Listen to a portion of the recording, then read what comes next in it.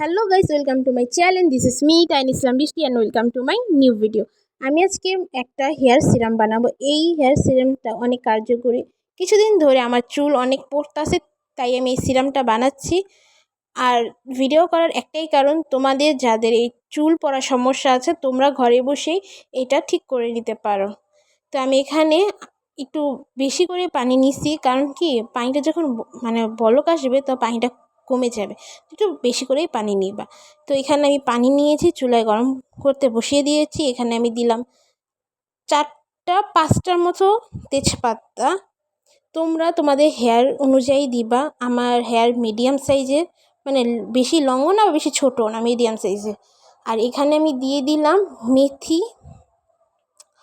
আর তোমরা ভাইবো না যে এত করে জিনিস দিতেছি, এত পানি কেন। এটা কিন্তু পানিটা বেশি দিতে হবে, যেটা আমি আগে বলে দিয়েছি। তো এখানে আমি দিলাম কালো জিরা। ঠিক আছে, এখন এটাকে ভালো করে এটা ফুটিয়ে নেব। এটা অনেকটি বলক আসবে, তারপরে আমি এটা নামাবো। দেখো, এটা অনেকগুলা বলক আসে, পানি কিন্তু আমার কমে গেছে। তোমরা দাগ দেখলেই বুঝতে পারবা। তোমরা এমন করে এটাকে বলক আর নাবা, কারণ কি দেখবা পানি যখন কমে গেছে তখনই এটা চুলার থেকে নামাবা, এর আগে না।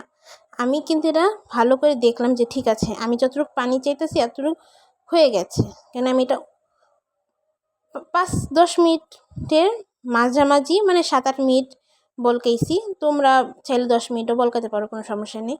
এখন এটাকে আমি ঠান্ডা করে আমি একটা স্প্রে বোতলে এটা ভরে নেব, যাতে আমি চুলে নিজে নিজেই অ্যাপ্লাই করতে পারি।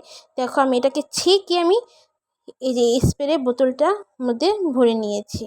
আর এখন আমি নিজেই আমার মাথায় আমি এটা অ্যাপ্লাই করতে পারবো। আর স্প্রে বোতল দিয়ে চুলে দিলে কি নিজেটা নিজেই দেওয়া যায়, সুবিধা আছে। পানি হাত দিয়ে তো দেওয়া যাবে না, এটা তেল না। তো এটার জন্য এই স্প্রে বোতলটা আমি ব্যবহার করছি। আর দেখো, এটা কিন্তু আমি ছেঁকে নিয়েছি। তোমরাও কিন্তু এটা ছেঁকে নিবা, যারা স্প্রে বোতল ইউজ করবে। আর যারা হাত দিয়ে ব্যবহার করো তারা না ছেঁকলেও হবে। ঠিক আছে, দেখো স্প্রেটা আমি করে তোমাদের দেখাচ্ছি।